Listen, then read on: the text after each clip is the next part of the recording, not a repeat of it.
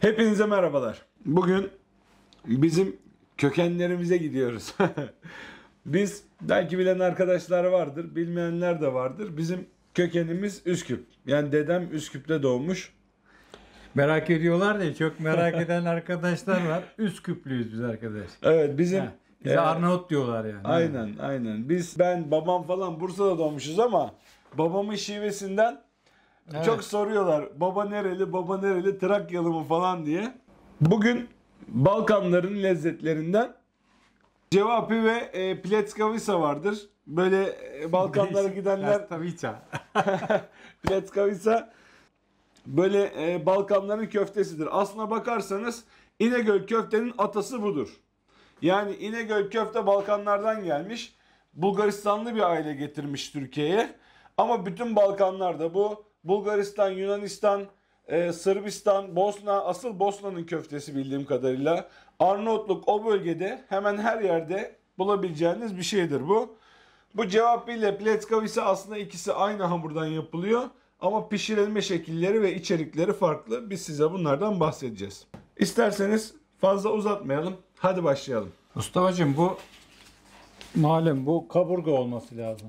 Evet. Yani özellikle kaburgadan yani kasaptan istediğiniz zaman tam kaburga yağlı olacak. Evet, döş eti olması Döş gerekiyor eti arkadaşlar. olması Biz her zamanki gibi normalde ben hani köfte tariflerime bir %20 kadar kuzu koydururum. Bugün bunda yok. Bugün babam almış kıymayı. İsterseniz koyabilirsiniz de. Ama olmazsa sadece dana döşten de yapmanız uygundur. Ortalama %25 gibi yağlı bir kıyma öneririz. Farklı bir köfte olacak. Evet. İlgi çekici bir köfte olacak. Şimdi ben bir malzemeleri Yani sayayım, malzemeyi ondan söyle sonra sen şimdi. başlayalım. Şimdi arkadaşlar bunun için 1 kilo dana kıymamız var burada. Ben aşağı yine açıklamalar kısmına yazacağım bunları.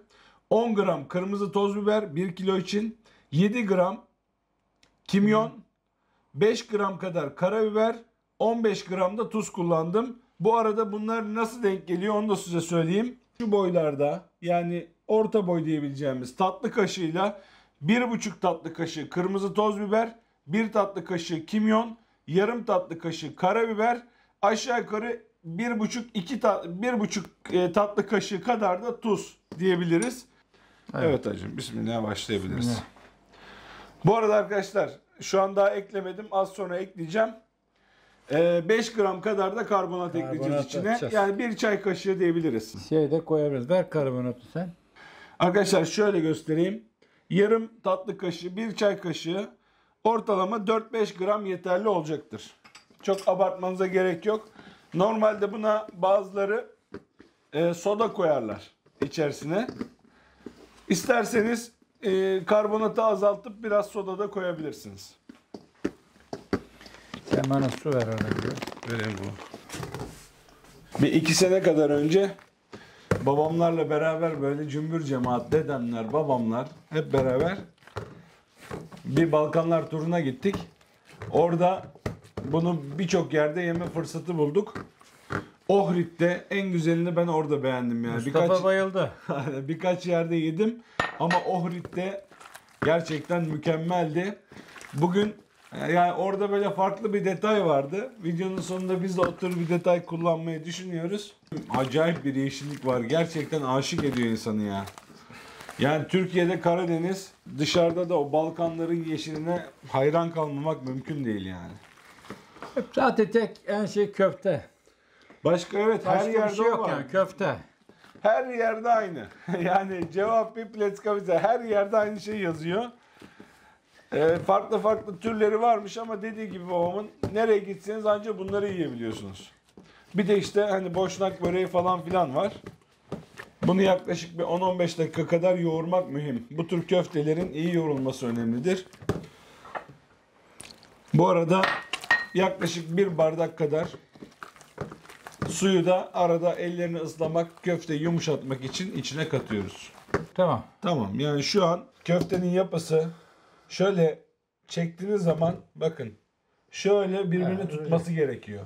Eğer bu şekilde köfte birbirini tutuyorsa o kadar yoğurmak yeterlidir. Bu da ortalama 12-15 dakika arasında denk geliyor.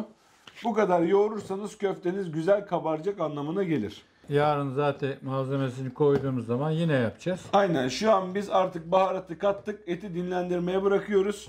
Yarın nasip olursa diğer malzemeleri ekleyip devam edeceğiz. Yarın görüşmek üzere. 2 gün sonradan tekrar merhaba. Normalde ertesi gün yapacaktık ama dün misafir geldi. Çekimi ertelemek durumunda kaldık. Yani köftemiz 2 gündür beklemiş oldu. Evet hacım. Evet arkadaşlar, hayırlı akşamlar. Şimdi arkadaşlar şöyle bir bakalım. Çok güzel oldu. Şimdi buna böyle bir tane soğan Evet, rendeleyeceğiz. istersen baştan soğanı rendeleyelim, karıştıralım. Ondan sonra devam edelim. Tamam. Hadi Şimdi. bismillah. Evet arkadaşlar, şöyle bir soğanları rendeledik. Şimdi bunu normalde hani bir soğan rendesiyle de yapabilirsiniz. Birazcık suyunu alalım baba onu. Almayacağım Mustafa. Peki. Almayacağım ha. Şimdi ben normalde alırdım. Babam Ben almayacağım dedi. Almıyorum evet. Suyunu almıyorum. Soğanın suyu birazcık köfteyi karartır. Onun dışında bir zararı olmaz. Ama o da lezzet katar. Onu da diyeyim yani. Tamam. Şimdi Şimdi attık mı biz bunu? attık. Attık mı? Unuttum be yani 2 gün oldu. Baharatlarını baştan koyduk ya. Evet bugün valla. Şimdi şöyle bir 5-6 dakika kadar iyice böyle soğanlar içinde iyice dağılana kadar yoğuruyoruz. Yoğruldu. Güzel yoğruldu. Şimdi biz bunu 2 şekil yapacağız buna. Şimdi bu hamurdan 2 çeşit köfte çıkıyor. Bir tanesi bu cevap çiçeği dedikleri bizim İnegöl köfteyi andıran şöyle uzun uzun boş olan köfteleri. Daha doğrusu kebapları. Bir tanesi de bu pletkavisa dedikleri içerisine işte kaşar, kuru et, pastırma, sucuk, böyle Balkan sucuğu falan koyuyorlar içerisine. Bu tür farklı alternatifleri var. Bizim yediğimizde sadece kaşar vardı. Biz sadece kaşar koyacağız. Normalde aslında kuru et falan da var dolabımda ama biz zorlaştırmayalım. Bir de orada yediğimiz bizim sadece kaşarlıydı. Biz de o şekilde yapacağız. Bu şekilde yaptığımız normal cevap çiçi dediğimiz. Arkadaşlar oranın köfteleri bizimkinden böyle şeydir. Büyüktür. Değil mi? Evet, ben şunu hemen rendeleyeyim buraya. Tamam, tamam. Bizim porsiyonlardan en az 2 porsiyon koyuyorlar. En az. Tabii. Yani Avrupa standartları et biraz da herhalde ucuz diye mi Tabii oluyor? et daha ucuz diye. Porsiyonlar biraz daha büyük bizimkinden. Ah. Tamam. Tamam, şimdi Mustafa'cığım şimdi de bunda mı yapacağız? Şunu mu kullanalım? onu kullanacağız. Tamam. Bak onu kullanacağız böyle.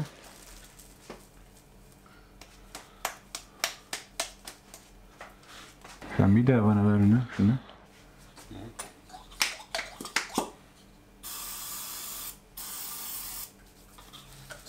Ne acayip bir yağ bu ya. Ne ya? Zeytinyağı. Zeytinyağı. Ama o çok az atıyor yani. Şöyle yardımcı olayım hocam sana ben. Hadi bir zahmet. Şimdi bunun üzerine bir tencere kapağı alır. Biz şöyle bir tane sarma şeyiyle üzerine bu şekilde basıyorsunuz. Bunun böyle bir ince bir katman olması gerekiyor. Tamam hacım. Şu aşağı yukarı boyut olarak da iyi. Aşağı yukarı biz onlardan da biraz büyük yaptık ama düzgün Ama olacak. biraz da toplayacak ya baba. Düzgün olacak. Şunu alalım biz. Bir katını alalım. Sen bir tane daha yapalım. Evet. Tamam mı? Bunu böyle koyuyorum. Evet. Bir tanesini aldık kenara. Aynısından bir tane daha yapıyoruz. Biri alt katman, biri üst katman olacak. Çok kalın olmaması lazım. Çok kalın olursa pişirmeniz çok zor olur. Evet. Evet hacım. Oy oy oy oy. Mustafa'cığım biraz fazla yapmış. İkinciyi kullanırız. Önemli değil. Sen Seferde yapacak. Evet. şey yaparsın. Hepsini kullanman şart değil. Bak bunları da koyalım. Tamam mı? Tamam. Battı balık yan gider. Koy bu kadarını da. Arkadaşlar Mustafa'nın eli değdi mi adamın ayarı yok ya. Hiç acımak yok ya. Malzemeden tasarruf yok. Güzel bir şey olsun ya. Ya ben yaptığım şey güzel olsun istiyorum. O yüzden de açıkçası kaçamıyorum yani. Ulan Evet Mustafa. hocam. Haydi bismillah. Evet. Şimdi arkadaşlar normal kaşarlı köfte olayı üst katında üzerine kapadık. Şöyle birazcık Evet, börek gibi kıvırın. börek gibi biraz kıvıracağız bunu. Hiç de açmasın biraz. Arkadaşlar kenarlardan açmasın. Açması çok mühim değil ama Açarsa aslında görselliği daha güzel böyle ya böyle yayılacak. hafif hafif taşar ama olsun. Bizim kestiğimiz zaman içinde kalsın. Şöyle kenarlarından birazcık kıvıttırıp da ondan sonra şöyle elinizle bu şekilde böyle birazcık düzelttirirsiniz.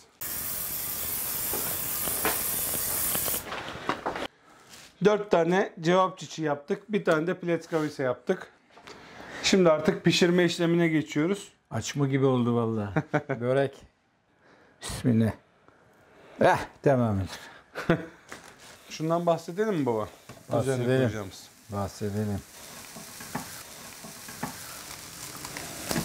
Oy oy oy. Evet arkadaşlar Oy, şöyle köfte olduğu için her zaman yaptığımız gibi sık sık çeviriyoruz. Şöyle bunu yavaş yavaş.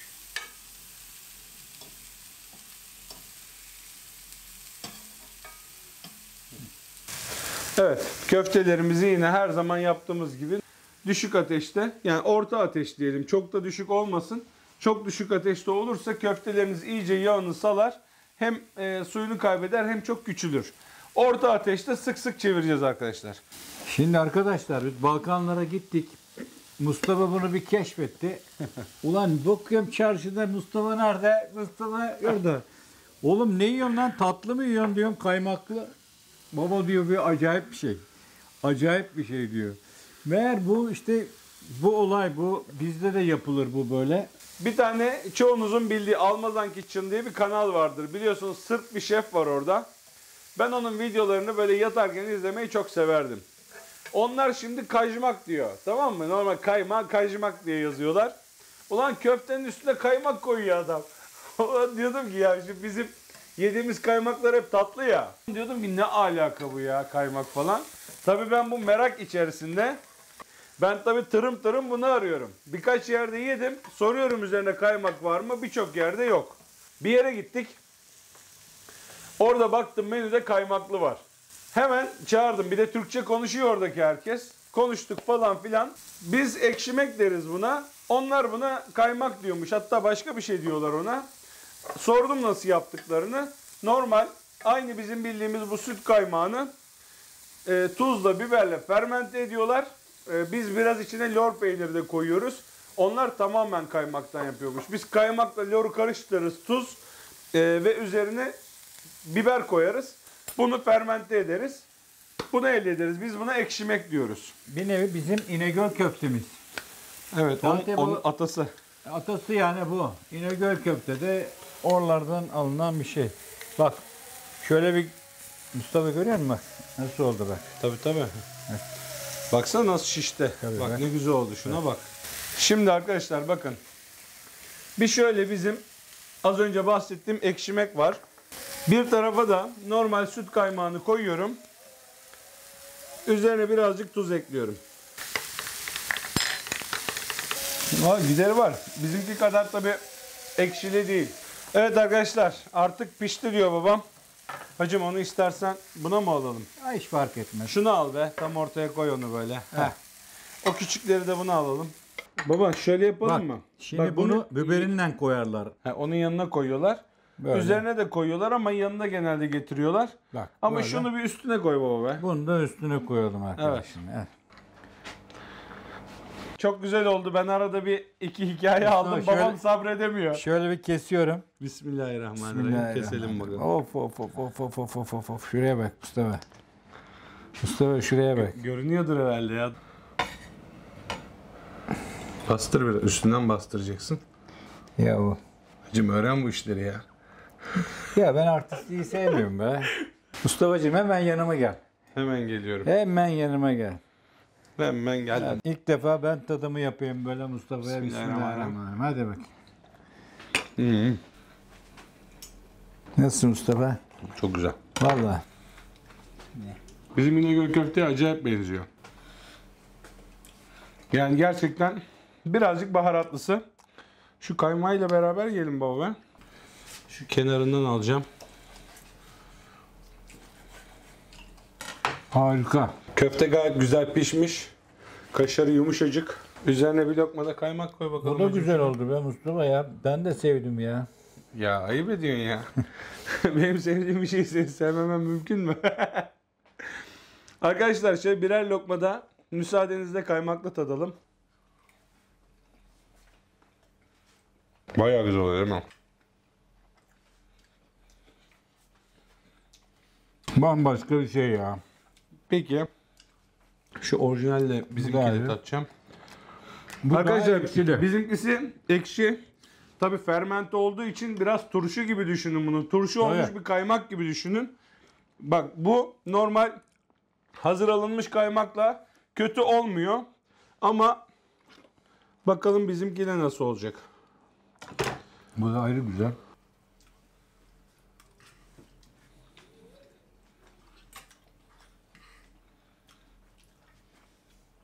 Valla ikisiyle de güzel oluyor.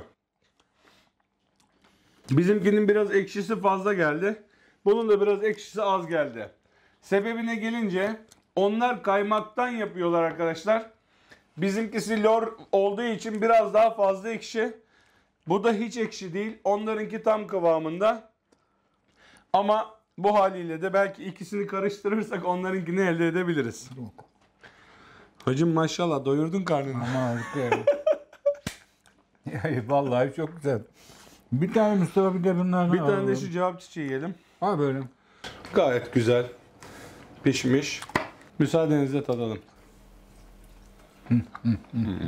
Vallahi çok güzel ya. Ben bunu tuttum. Yani şuna falan ben yapmam diyorsanız arkadaşlar şunu yapın. İnegöl köftenin baharatlı hali. Vallahi harika. Ama gerçekten güzel. Çok hafif böyle baharatı hiç abartılı değil. Gerçekten lezzetli olmuş. İçini de bir göstermek istiyorum size. Bakın arkadaşlar. İçini görüyor musunuz nasıl sulu olduğunu? Bakın. Harika. Gayet güzel pişmiş. İçi sulu sulu ve gerçekten çok lezzetli. Bize güvenin yani. Pişman olmayacaksınız. Evet. Müsaadenizle şunu da gömelim bitsin. Babama orada kaymaklıyı tattıramadım bak şimdi burada. Orada inat etti. Ben hep kaymaklı yedim. Dedi ki ne o öyle bilmem ne falan filan. Orada yemedi bak şimdi burada bayıldı.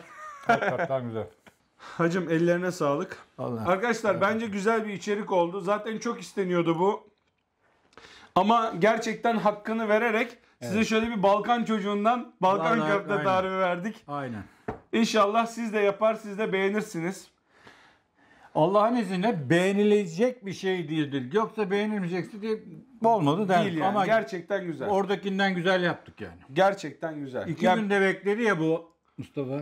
iyice 2-3 oturmuş gün daha baharatı. da- Baharatı evet. iyice oturmuş. Burada tek sadece oradakinden farklı bizim olmayan az önce söyledim. Bu kaymak az fermente yani hiç fermente değil. Bu da biraz bizimkisi onlarınkine göre fazla ekşi. Belki bu ikisini karıştırsak onlarınkini tutar. Sen Onun de bunu dışında çok güzel. karıştırırsın Mustafa öyle girsin şimdi. Aynen. Hadi. Arkadaşlar umarım beğenmişsinizdir. Beğendiyseniz beğen tuşuna basmayı, bu tür videoların devamının gelmesi için kanalıma abone olmayı unutmayın. Bir sonraki videoda görüşmek üzere. Kendinize iyi bakın. Hoşça Allah'a kalın. emanet olun.